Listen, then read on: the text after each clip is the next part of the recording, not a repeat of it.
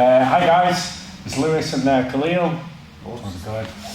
So we're doing a podcast. We don't have a name for our podcast.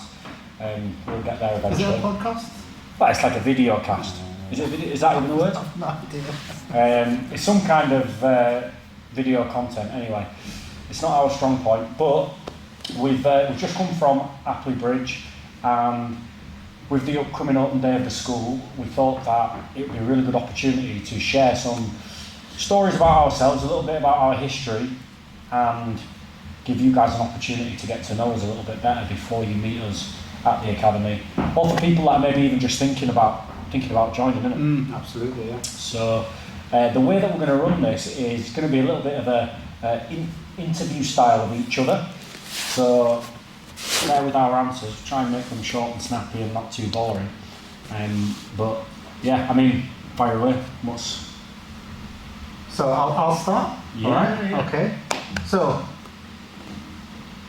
You going straight in with the hard hitting ones, or? Well, no. Well, we'll start off easy. But okay, we'll say so. Nice introduction. So, when did you start jiu-jitsu and why did you start jiu-jitsu? All right. Okay. So I started jiu-jitsu in 2006, and I knew nothing about jiu-jitsu really when I first started it. I was actually practicing karate. Like Yeah. Alright. I was practicing karate for 2 to 3 years. I lived remotely out in the countryside in the sticks. And when I got to 16, I got a moped. And basically my karate instructor at the time advised me to go and train at this other karate school. You've heard the story before, but it was in the next village along. My mum and dad could never take me on the night that it was on. So anyway, I went over, I did the karate class one night, and then after that class, people started coming in, and there was like coming in the gis and bags and stuff. I saw what's going on there. They went, oh, that's jiu-jitsu class. You should stick around if you like, you're 16. So stuck around, and that was my first introduction. The guy, that karate instructor there, was a blue belt under Braulio at the time. Okay, so there was a blue belt and a purple belt that trained there, and that was my first thing. And then I just fell in love with it straight away from that point. So it's kind of fluked my way into it, but immediately then I started training. I didn't really train too much gi, mainly no gi, and I started doing Thai boxing and boxing with my brother, and kind of with the main focus really of doing MMA at that time. I had a couple of MMA fights. When was that? 2006 to 2009.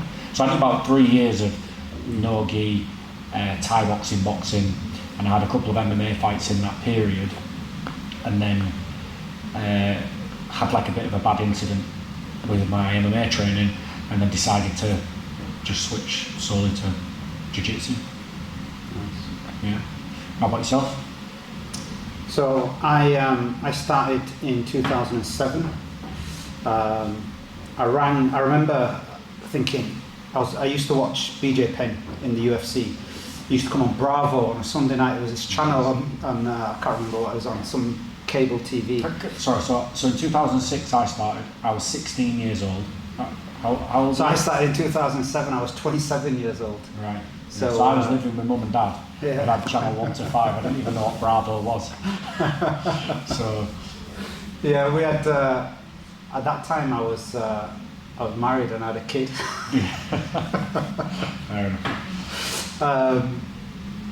Yeah, I used to watch on a Sunday night. So the UFC used to come on every few weeks on a Saturday night, and they used to show it on a Sunday night at 9 o'clock on like Bravo.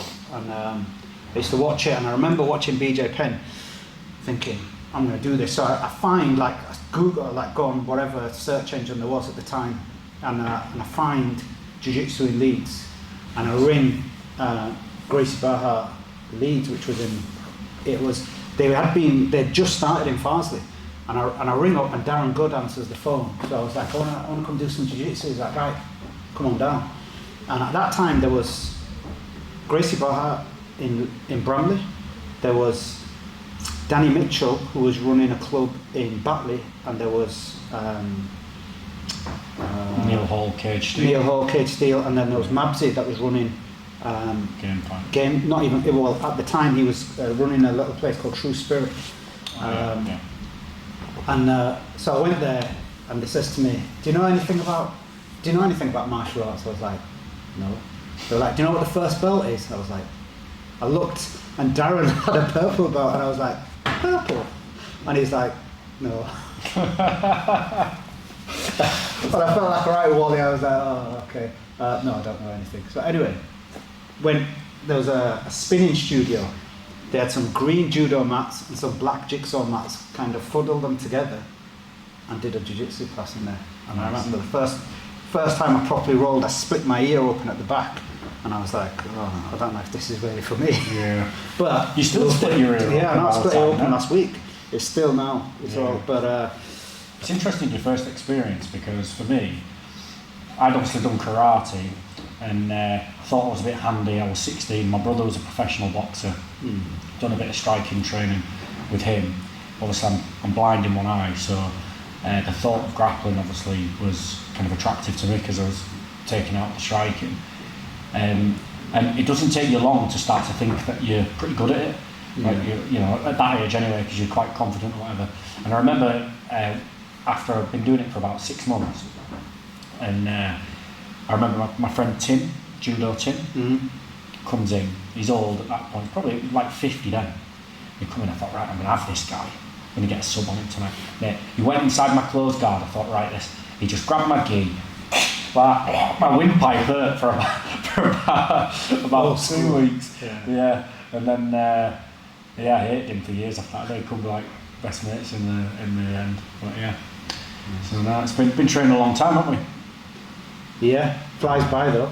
It does. Soon flies by. It does.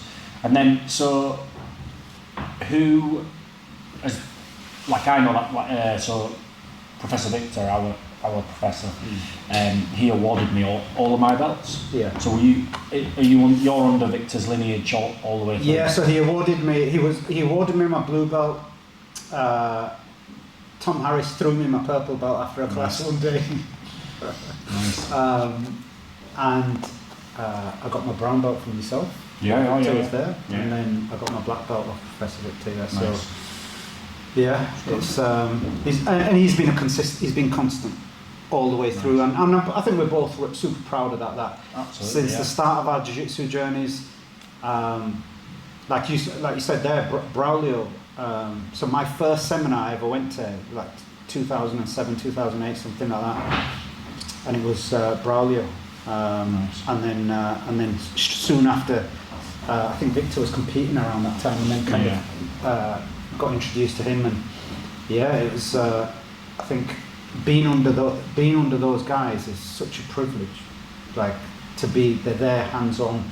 They have kind of taught us right the way through, and guided our journey really. Yeah, I think it's quite nice actually, because I've rolled with a lot of people in the past where they've said I've got like a distinctive style or game that's like, almost I wouldn't say by any means mimics the Esteemer brothers, because I wouldn't hold myself in their league, but like kind of a similar way of doing things and teaching. So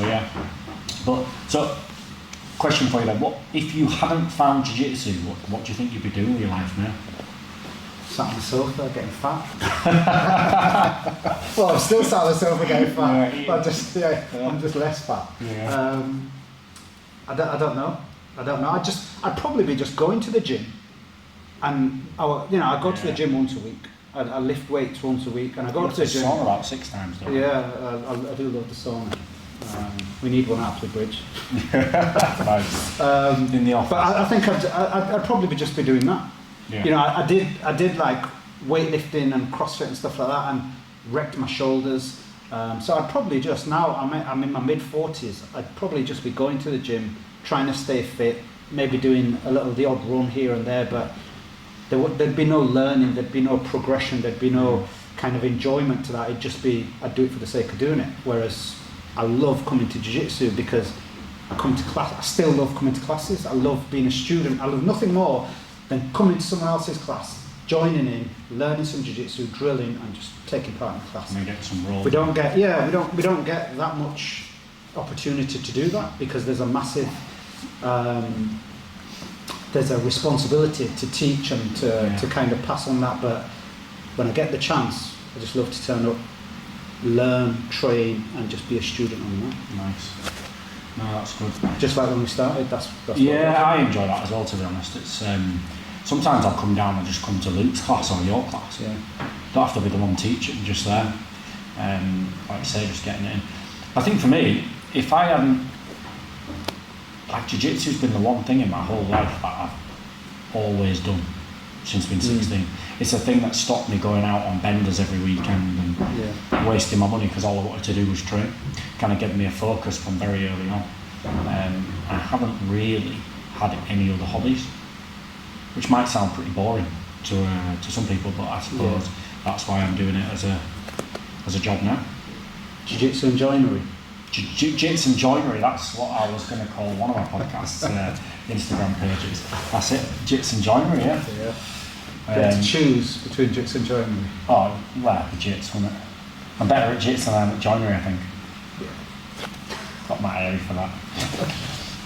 Shout out to Matt Airy, he's done a load of work at the gym. MJ joinery. He's been keeping us going. To be fair, he did a load of work here at Harrogate as well, didn't he? So he did, yeah, he helped out a lot with that, yeah. I mean, caveat, I was heavily involved and the design inspiration was... but he could almost start a business of like kitting out. Well, that's what's... that might be coming soon, you never know. So, I've got a question then. So,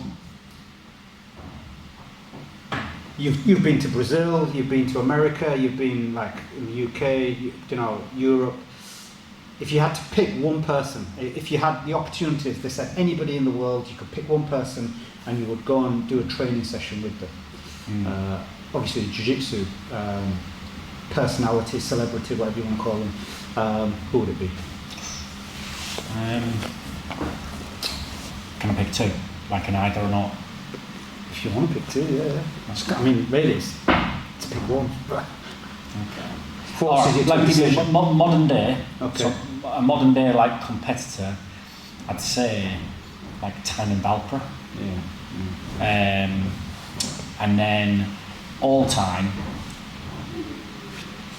it'd probably be like a toss up between Lucas Lepre and Marcelo Garcia. Because I think they're guys that, well, Tynan's obviously a bit heavier than I am, but find their game probably relatable to my size and kind of thing. I think that particularly Lucas Lepre and Marcelo, I admire them both for being huge advocates of a clean sport, and they've made it to the top as clean athletes and remained at the top for quite a while. And I met Lucas Lepre once, super nice guy. Went to a seminar, it was class. We drilled the stuff actually, didn't we? Yeah, we did. And then I like Marcelo, is just like an all-time GOAT, isn't it? Yeah, absolutely. How about you? Back at you. My all-time hero, my jiu-jitsu hero was Rickson Gracie. But to be fair, now Rickson's an old man. Oh, he's in his 60s, isn't he? Yeah. And I watch him and I sit and think, oh God. I could have him. Well, it's funny, isn't it? Craig Jones, so they're like, he's probably like a purple belt standard. That's what he said, didn't he? Oh my God. The disrespect. I mean, it's like, yeah, exactly. Yeah. I think that's their thing, isn't it? Like how to piss off the Gracies. Yeah, that's funny. But yeah, I think now, today, I watch someone like Mika Galvao. Oh mate, yeah, insane. I think he is the best guy in the world right now. Gi and no gi, he's unreal. The Ruatola brothers, the young guys like that, where you think actually these guys, because jiu-jitsu is still an evolutionary sport. It's not my son Harun has been training jiu-jitsu for about 5 years now. He said to me the other day, he said, actually, you know what, Dad, like jiu-jitsu still changes, doesn't it? He says, like karate and stuff, it's all fixed. And I was like, yeah. Yeah, it is. I said, but as soon as you start doing in karate, as soon as you start doing that, you move into different stuff, like Thai boxing, or you move into boxing, or you move into a different type of martial art, because there's so many. I suppose it's grappling as a whole is evolving, isn't it? Yeah. But, sorry. Yeah. No. So that, but the grappling game, you've got the Russian style, the Eastern style, you've got the Western style of grappling. But yeah, the grappling game, the submission grappling game is like, and these guys are evolving the game. So you come up against these guys will transform jiu-jitsu, I think, going forward. If you look, when we started, 15, 16 years ago, whatever it was, it's so different. Yeah, so different. Like people learn at a much more rapid rate now. Because, for example, even down to, we see the students here at Harrogate that we didn't have a full-time facility offering 30 classes a week, morning, lunch and evening, with black belt, brown, purple, brown and black belt instructors at every session. Like we never had that. My first instructor was a blue belt. That was 5 years before I got my blue belt.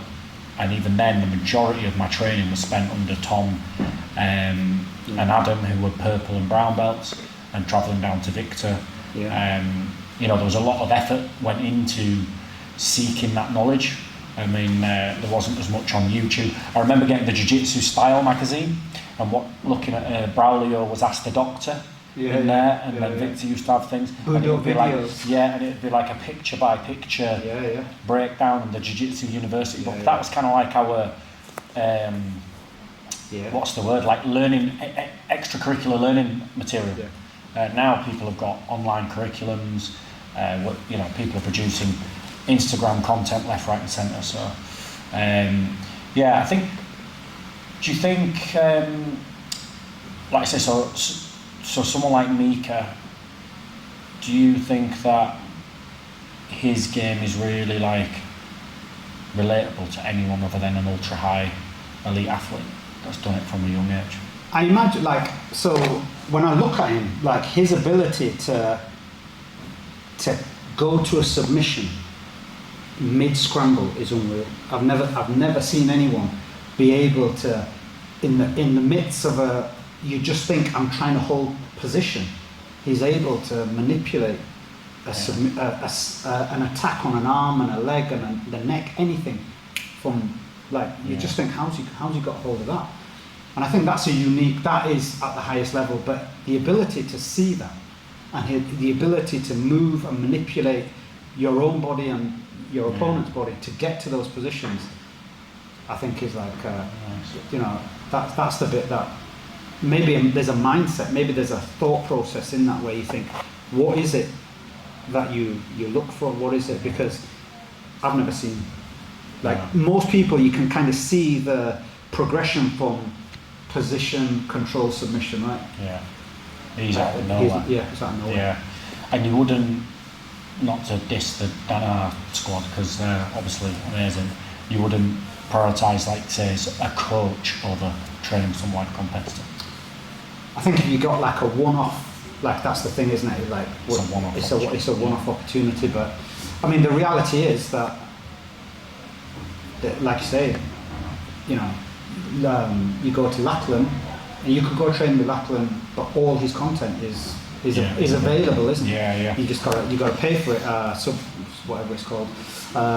The Danaher stuff, they monetize it. That is the reality. It's big business, isn't it? So anyone produces their best stuff on DVDs and instructionals because to monetize jiu-jitsu is not a rich sport, is it? It's not high level sponsorship deals and stuff like that for the majority. So like, assuming then most of the people listening to this are either our existing members from Harrogate, so they obviously maybe know a bit about jiu-jitsu, but what would you say somebody that's watching today is thinking, has seen that we're opening a school in Apperley Bridge, they're thinking about coming and training with you, and their goal is to get fit, lose some weight, build their confidence and learn some self-defence. So you're a police officer, you've probably got more real-world experience with using jiu-jitsu than I have. I've just used it in the training room most of my life. What would you say to those people? I'd say you never know. As a police officer, when I was on frontline duties, you never knew what you were going to, and you never knew what was behind that door. You never knew what reaction you were going to get when someone saw you, whether they were going to be a friend or foe, and you never knew what state they were going to be in. Are they sober? Are they drunk? Are they angry? Are they depressed? Like, what's their mental state? What's their physical state? What's their, like, are they intoxicated? Are they not? You don't know. Jiu-Jitsu gave me a level of confidence where it didn't really matter what was behind that door. You know, the confidence that I had, that actually, unless if they've got a weapon, all right, I'm gonna get the hell out of there. You know what I mean? I'm gonna get out of there. But at the same time, I know I've got the skill. I know I had the confidence that actually I can deal with what's coming at me.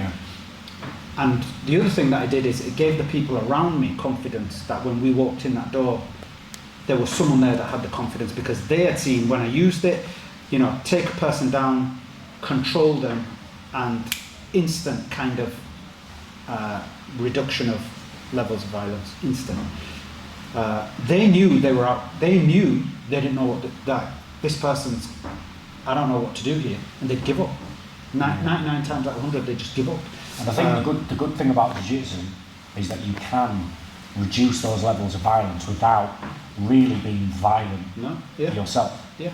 So how long would you say then, from starting Jiu-Jitsu, it took you to build that level of confidence? Because I think a common misconception that people have with starting any martial art is that you kind of instantly gain that level of confidence, or they have maybe an unrealistic expectation of the time frame it takes to go from complete beginner to competent to kind of almost being able to handle most situations.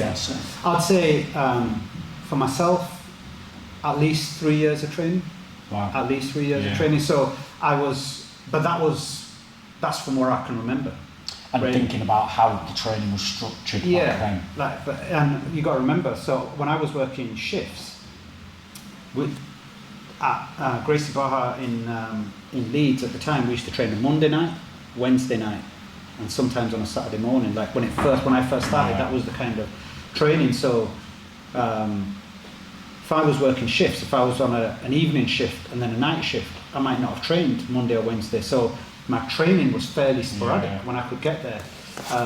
So it wasn't like now where you're training 5-6 times a week or whatever it is. So now that training is that amount of training you can get. So time on the mat is everything, right? So we say sometimes the people that are training every day, you know, the time on the mat is so condensed. Like their development, their kind of learning curve is so much sharper because they're spending so much time on the mat. So it might be for myself 3 years, because it took me 2 years to get my blue belt, and then like settle into that, and then I was like, right, I'm pretty I think blue belt's a good marker, isn't it? Yeah, it's like, absolutely. You should, as a blue belt, be able to think, you know, nobody's invincible anyway, but like you should be at that point, have done enough specific training, had enough mat time in, rolled with enough different people that you've experienced different reactions, had different problems thrown at you, and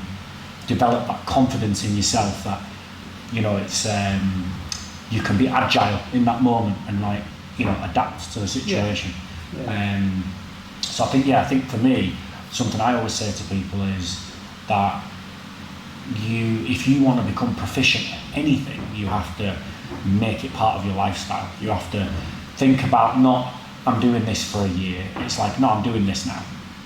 Until indefinitely. Like, you know, if you want to learn a language or you want to become, you know, develop any skill, you have to commit long term to do that. So I never think of Jiu-Jitsu as like an activity, or, you know, it ultimately it is an activity, and it will start out like that for a lot of people, but to become good at it, you need to kind of make consistent commitment to it. And that doesn't really need to be in the form of 5 nights a week. 2 to 3 times a week. 3's like a really good spot. 2, if you can make twice a week, you're going to make progress. But again, 3 is 50% more than 2. You know, someone who trains 3 times a week. In 2 weeks, just train twice as much as someone who's training. Do you know what I mean? I always say to people, if you can train 5 times a fortnight, 10 times a month, that's a good kind of level, which is maintainable. So how many people do we know? 6 times a week, a year, 18 months, burnout, gone, because it's not sustainable.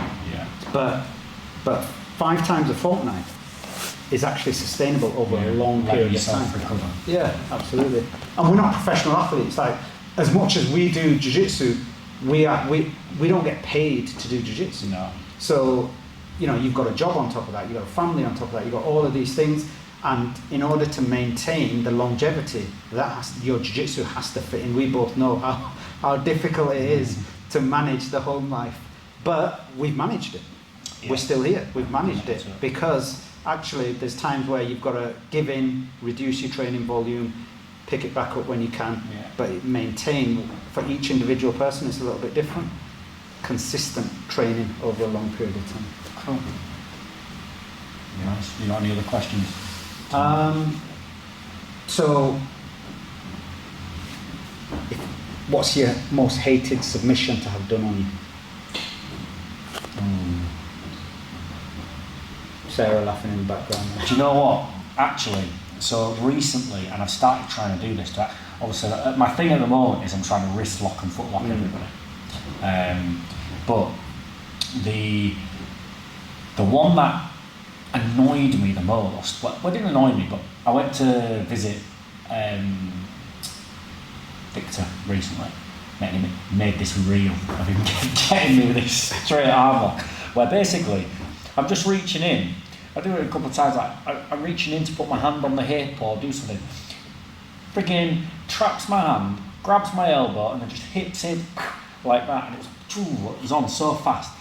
And then he did that to me when I was in Portugal, like 4 times. I was like, I didn't dare go near him after that. I was like, like that. And then I came home and I started experimenting with it, trying to do it, and it's legit. So that, I think recently that was the one. Like, it sounds daft, but I don't go with anyone so much now that can necessarily at will just hit you with the same thing over and over again. That was the first time in ages where that's happened. Obviously, I don't have access to like world-class people to train with all the time, so it would happen more if I was training with, the best of the best. But that was probably my most hated thing that got me the most. So I don't know what you'd call that. It's like a shotgun armbar from guard. Yeah. Or actually, Josh Kidd will love this because he got me with the Dead Orchard double armbar a little while ago. Right. And he'd just been lazy in his guard, and then he's like crossed his legs over my shoulders. Yeah. Right. So, but he only got me with it once. Never to be happened again. What about you?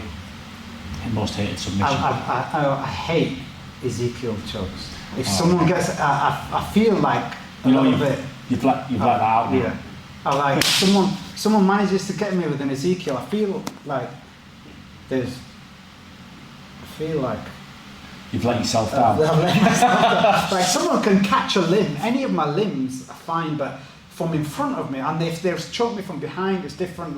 But just in front of me, they're just gonna get to an Ezekiel. I'm like, that should never happen. That's a bit like how I felt with Victor, because it was like, hang on a minute, you should be submitting me from here. I'm like reaching up, trying to pass your guard.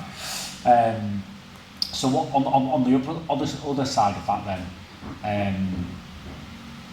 I know my favourite submission to get people into the wrist lock. I love it. Yeah. There's a sense of accomplishment in doing these. I mean, like for example, smother tap. So the other day I was rolling and I went for a smother tap, and he just about managed to get out of the smother, but it gave me the wrist lock. Yeah. And afterwards it was like, you went from a smother tap to a wrist lock. Like, it was almost like dirty jiu-jitsu, but there's a sense of accomplishment. Yeah, there is. Yeah, there is.